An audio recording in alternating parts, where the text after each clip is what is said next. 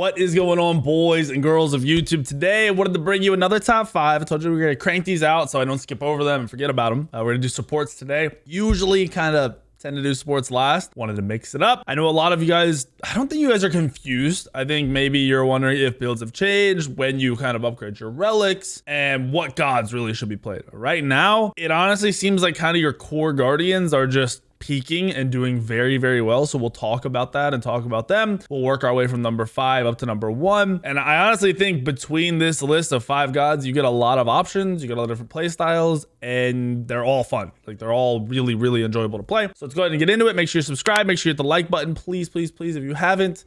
And let's just do it. Let's just get it. Let's just start it off. Let's just number 5 on the list, Ymir. Ymir is killing the game right now. I'm usually, not always, but usually a Ymir hater. All right. I don't know what it is, but Ymir is frustrating. I've been playing a lot of Ymir in support because of the pressure it creates. And in the current meta, it's kind of nuts. And if you ever get to play Ymir and you're able to pick up little Jimmy, Interceptor, the thing from the obelisk, you're actually able to freely invade over and over and again on any buffs you want to. And it is a ridiculous amount of pressure that can't be matched. I don't think there's any other support that'll match it clear wise and with that buff as Ymir does. So it's got to be noted. That's something you have to think about, especially since if you're prioritizing picking up Interceptor, little Jimmy, you can easily as a support go and take their obelisk stacks, their obelisk blessings, whatever they're called. I think they're blessed. I don't know, whatever they're called. You can take them, steal them, go pick up yours, and just spend that time farming and invading, and it's nuts. You're going to start with meditation and lane. I personally think meditation is core. I think if someone has meditation and you don't, as it is right now, you will lose whatever fights you take in the lane and the duo lane. With Ymir, this just going meditation, having that safety net, being as tanky as you are, it kind of just makes it, and you already have such high base damage, it makes it so you control the lane. And it's very, very easy to control your lane. You 2 the creeps over and over again, and then after you 2 the creeps and auto down the melees, you start running at the enemy support or ADC, whoever's closer to you. Keep stunning and 2ing over and over again whenever it's up. Just watch your mana consumption will get used very, very quickly. Remember that meditate can bail you out. Second active is going to be upgraded heavenly. The upgraded heavenly all the way up, you're going to go the root heavenly. For some reason, Smite's website is bugged. It doesn't show the actives correctly. Like meditation is bugged, upgraded, and upgraded heavenly is bugged. That's why on the website, on our website, it's bugged. We just take their stuff from the API. You're going to go the root upgraded heavenly. It will root them in place for 1 or 1.5 seconds. It's absolutely broken. It's one of the best peeling actives as well as one of the most aggressive actives in the game. Also, that movement speed bonus is nuts when you're an immobile god like Ymir. Blink is something that everyone seems to like, but you don't need blink. With Ymir and your walls, and you're positioning correctly and you're using your walls correctly, you don't need blink. It's overkill. These 2 actives will do everything you need it to do. You will start with Sentinel's Gift if you're feeling like you want to be a tanky boy. Plus, this will help with your mana consumption because you get more MP5. You still get that extra gold. You are very, very tanky with Sentinel's Gift. If you're feeling frisky, what I do like to do is go Benevolence. I like the healing from it because I like to be aggressive and fight a lot. That healing from it ends up being pretty valuable for your teammates. That's up to you. That's a preference thing, in my opinion. You can go whichever one you want. Sentinel's going to be a lot safer. Then you're going to get your Gauntlet online as soon as possible. Get those stacks going so you and your teammates are tanky. Then you're going to get your Relic Dagger. Relic Dagger is core because the second Relic Dagger is finished, you are sitting on an extra 650 HP. You're getting the defense from Gauntlet of Thebes. You have a ridiculous amount of HP, 5, a sustain. You have a ton of other stats. You're faster with the Relic Dagger. Makes easier comboing for you as Ymir. Plus, then you will go upgrade the meditation. You will upgrade your heavenly. It's very expensive upgrades. You're going to spend 1,600 gold in total upgrading these, but they're gods here. If you have them at this point, they're so impactful in every team fight, and the spam ability, I don't even know what's a word. The spam ability from them is nuts. I have you guys going to Breastplate of Vigilance. If you're feeling like you don't want to commit that much gold and time into getting your Breastplate of Vigilance, you can just go into a Pridwin and get the CDR from there instead. But the Breastplate of Vigilance will basically guarantee you have full mana all the time. The tankiness you get from the passive. So they have the new tier 4 items for your breastplates. When your ultimate ability is finished casting, you read an aura around to reduce the enemy's damage. Now, this item can be swapped out if you want to be tanky and not aggressive. This is not an end-all, be-all item. This breastplate could because this was nerfed. This was 35%. It was broken. But on a god like Ymir, where you kind of go in combo and ult, and then your aura is there, you're able to run at the hunters afterwards. It can be very valuable. But the flip side, There's a tankier breastplate of vigilance, which will give you more stacks of defense. It'll just make you tankier. I forget the name of the other breastplate, but that one is an option and something you could buy very, very easily and could be using. Next up, we got the Amulet of the Stronghold, which is going to turn your physical defense into magical defense. So basically, if you're stacking Physd, you can get extra magic defense out of this item. So it's normal amulet, normal Heart Ward amulet. You're getting 55 magical protection, sort of 50 HP, really good stats. And then you have the aura, which is still the increase around you. And then you have the glyph, the tier 4 option, which is 10% of your physical protections are converted to magical. So because we're going a little bit tankier with the breastplate of vigilance, we're then getting more magic defense off of this. We're then stacking even more because we're getting it from mantle, and we also have the defense from gauntlet. So you end up getting a good amount of defense out of these items, and you get to be a little bit selfish with it while also helping your team. Very, very strong, very, very good. Ymir is killing the game. All right, that's number 5 on our list. We're going down to number 4. We're actually stepping away from the Guardians for a second, essentially. And number 4 is Horus. Horus is very, very good in this meta, the way everything's going right now. The aggression he creates without having to play a super overly aggressive warrior like we were last season is nuts. They buffed him. He does a lot of base damage. He's nuts. He's doing what the warriors were doing in the end of last season, where people were playing like Gilgamesh and Erlang Shen and support to be aggressive in the ranked and casual queues. You don't need to do that because you get Horus, you get all that pressure and all that aggression with a lot more safety between the double dashes, the heals, and you have more of a support style warrior. Like Horus is a support that just does physical damage in my eyes. Absolutely nuts god right now. Builds are pretty much the same as Ymir. I have the other breastplate thrown onto this so you can see. I think this breastplate will probably be more consistent. This is still a selfish build. You're not stacking auras. You are getting that CDR online, and you're doing a lot for yourself while also maintaining the fact that you are a super tanky god. So the glyph on the tier 4 of the Breastplate of Determination is each time you are hit by an ability, you gain a stack of 5 protections that corresponds to the damage type. So you get 20 physical, you can also stack up 20 magical. Once you reach max stacks of both, so you get 4 physical hits, 4 magical hits, you get a burst of 20% movement speed and double your protections for 8 seconds. That on a god like Ymir, probably gonna be insanely valuable if you're not being hyper aggressive. So if you need to be defensive, this is going to be the breastplate to go. And I like it a lot. I think that movement speed and that extra protections is just allows you to kite people in team fights where maybe you're out of position and really just keeps you alive. Build is the same, idea is the same. His aggression is nuts in lane. You're able to just dash and poke and knock people up and CC so much on single targets that I really don't think many people can handle playing into Horus in the dual lane. I think Horus is just nuts right now. I think he's got really good matchups. I think he can kind of do a bit of everything between his healing, his setup and his CC, his knockups, his dashes for mobility for himself, the ultimate to move the team around the map a little bit quicker, or just to get to team fights that maybe you aren't going to make it to. Very, very strong. Same concept. Build Relic Dagger, finish it, upgrade your actives. Same 2 actives. You do not need Blink on Horus. You don't need Blink on most of these gods in the support role right now. It's just absolutely nuts what you can do with the actives. The actives are so support and solo lane focused, in my opinion, that it's just cracked and something you need to be paying attention to. I messed up the start here. This is not supposed to be breastplate, so please ignore it. I was messing with builds, and that's not what I meant to do. This should be Gauntlet of Thebes 1. You will go Gauntlet of Thebes, get them stacked, Relic Dagger, the upgraded breastplate, the upgraded Heart Ward amulet, and then your Mantle of Discord. This Mantle of Discord, a lot of games you won't finish. You won't get to this full build because you end the game, and it's a lot of farm. This is an expensive build. It ends up like this is your only cheap item in the entire build. It is okay to swap out Mantle if you get to this point, or if you don't need magic defense to not go the Amulet of the Stronghold. These items can be swapped. Stuff like Wingblade, if you're getting slowed down, can be very, very valuable for you.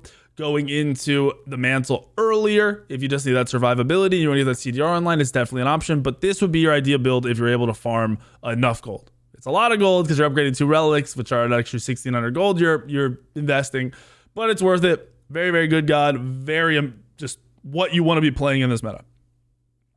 And he's really fun too. Like as a support, it gives you a lot to do. You're never just standing there doing nothing, which is cool. That's number 4 on our list. Number 3 on our list. I don't think this will surprise people, but I think a lot of people are still questioning where he stands. Atlas is nuts. I think Atlas is crazy. I think if you don't really understand the ability combos, you shouldn't play the god and you're kind of wasting your time. I think maybe go into casuals or into jungle practice and mess around with his combos and realize how you can pull and push and throw people and keep people in place. That's when you start to become super valuable. I think the god overall in team fights is absolutely insane and can't be dealt with. It's just wild. But because of the difficulty that people are finding playing him, I have him sitting here in that third slot. On him, I am recommending going Benevolence over the Sentinels because you are very, very tanky. You have really good mobility and nobody really focuses you. Just at your core, nobody's really doing anything to you on Atlas. So you're able to heal a lot. You're able to keep your team alive. And then in the late game, you just have more magic defense if you need it. Like I said, most of the time you don't even finish your full build, so I wouldn't overthink this too much. Same build, same concept, except for going Horrific Emblem. Your 3 removes slows from your teammates and also slows the enemy. So having a Horrific to get the double slows off is kind of nuts. And the Heavenly's a little unnecessary in my opinion. If you're more comfortable with Heavenly, swap it out. This isn't an end-all be-all active. This could be a lot of different things. If you're trying to be more aggressive or blow somebody up, you can go into Asunder. If they have healing, build an Ankh. Please build an Ankh. You just have so many options, really, for this. You are upgrading your relics after finishing your relic dagger. That should be about the point when you're hitting level 12 anyway. Maybe you'll start your breastplate before, but that's perfectly fine.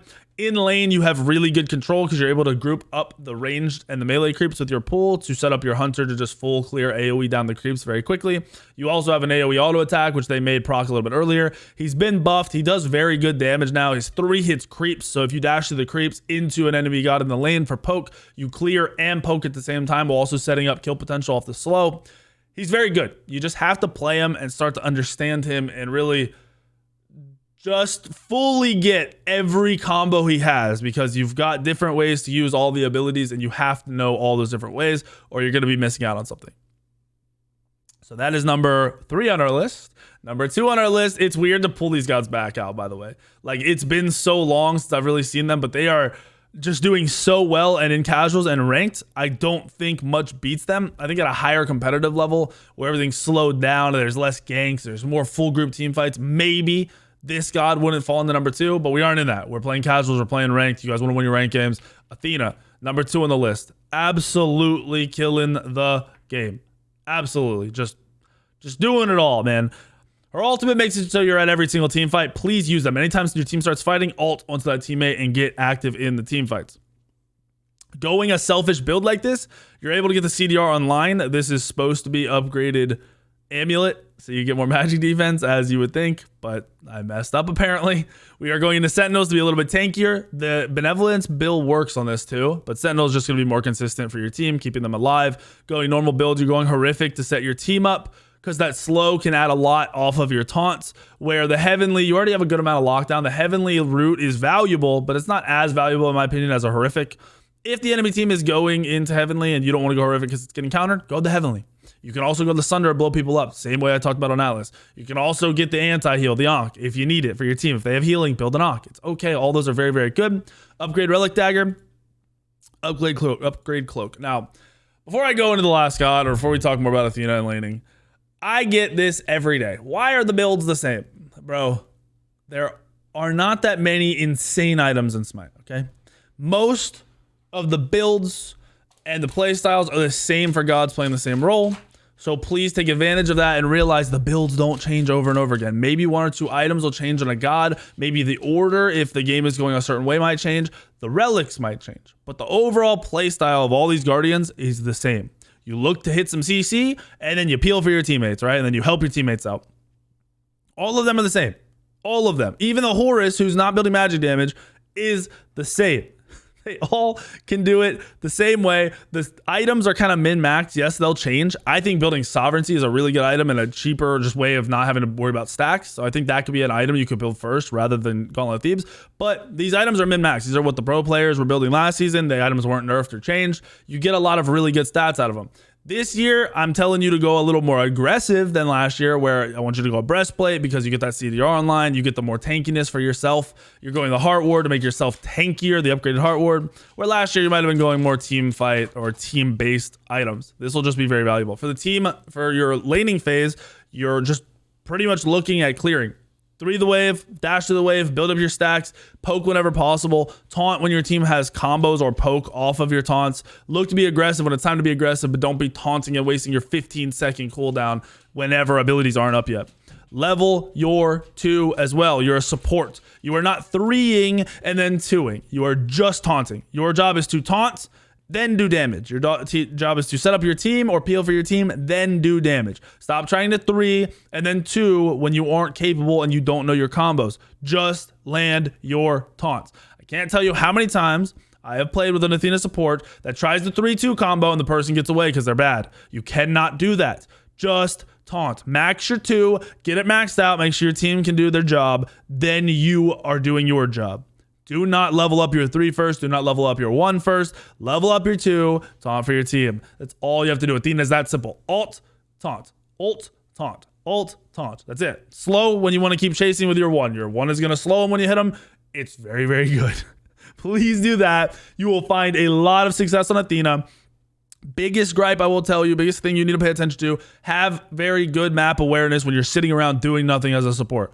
Because you want to ult into the team fights when they start, not, or even into the ganks, into the fights, into the rotations, whatever, when they start, not when they're almost over. You want to ult right away. So always have your head on a swivel, be looking around the map, pay attention to who you can ult to and what you can get out of it. That's number 2 on our list. Number 1 on our list, I don't think will surprise anybody. He's been getting banned for like the past 6 months. He got a super buff, and ever since then, he's been cracked. Only difference is I have you going blink on him rather than the other actives. You do not have to, but this makes engaging way easier for you. When you're playing Geb, your job is to blink, ult 1, maybe 2 targets. If you hit a bunch, awesome, but your goal is hitting 1 or 2 targets, right? Then you're going back to help your team. You're blink ulting, setting up, then you have your knock up for peel, you have your shield for peel, you have your slow for peel. You're very rarely ulting and then keep W king. You're usually ulting in the late game team fights and then helping your mage, your ADC, shielding whoever's being targeted and getting the most out of it. Now with Geb, similar thing. You really want to just help your team out. You want to eat some damage for your boys, get that Sentinels online to just kind of help them out. I have you going Sentinels boom because you end up getting a lot of healing out of this. If you want to go more supportive, you can go into the other Sentinels. If you even want to go Benevolence, will all work. All the starters, in my opinion, will work, except for I wouldn't go Benevolence into Animosity. Don't do that. That's bad. Do not do that. But both of the Sentinels or even into the Benevolence healing Compassion, very, very valuable. Same build, same style. You're upgrading your relics right after Relic Dagger. You're able to blink combo over and over and over and over and over again. And that just becomes super valuable for you being an initiator, but also a peeler. Most supports initiate and are full engaged. Geb gets to initiate and then say, yo, team, I got you in the back. I'm coming. It's very, very good into a lot of matchups as well. You do well into Athena because you can shield out the taunts. You do well into Ares because you can shield out the chains and the ultimates. Shing 10, which is being played a good amount actually right now. You don't really have terrible matchups. Stuff like Sylvanas in lane will make you lose pressure. Ymir even can make you lose pressure, but then you have a decent matchup because you can shield out the shields or the stuns. Fafnir can be a little rough because he's got double stuns and the immunity. It kind of runs at people and just wants to play that team fight aspect anyway. And then Artio, because Artio can actually lock you and your teammates down even with the shield. It won't be as valuable. But Geb is nuts. His ultimate hits insanely hard ever since they buffed it, and he does everything. He initiates, he CCs, he stuns, he knocks up, he shields, he slows. He's got everything in his kit while also being a fairly safe support, which is very, very rare because usually those supports are the more in your face, less mobility, gonna die supports. Geb is killing it. Put these 5 gods into your rotation of supports. And if you aren't a support main, pick up 1 or 2 of them. Play Geb and Athena every time. Geb's banned a lot. Maybe play Athena and Horus or Athena and Ymir. I personally, I've been getting support in a lot of these higher end rank games that are currently going on. I'll just play Ymir. I'll guarantee pressure. I'll run around and help the team. It's just nuts. It's actually nuts.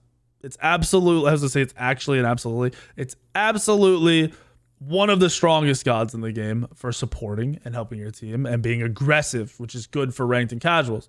When you take Athena and you've just got a god that can do a little bit of everything. Can be aggressive, can be everywhere at once, has really good setup, has good mobility, has a bit of everything. Let me know how this goes. Let me know what you guys are thinking about these top 5 gods. I think you guys will find success by running them. I don't think you'll be putting yourself at a disadvantage in any way, shape, or form if you're playing these 5 gods in your rotation. And I hope you guys find success and win a bunch of your ranked games while playing them. Let me know what you guys are thinking about these top 5 videos. I've done, this is the 3rd one now. We're going to crank out the last 2 and then get back into regular gameplay for you guys. But let me know what you guys are thinking. I'm interested. I want to know if you guys think other supports are better, if you like the builds, if you've been trying out some other builds. Let me know in the comments below. I will see you all in the video later tomorrow, the next day, the next day, the next day, the next day, and the next day.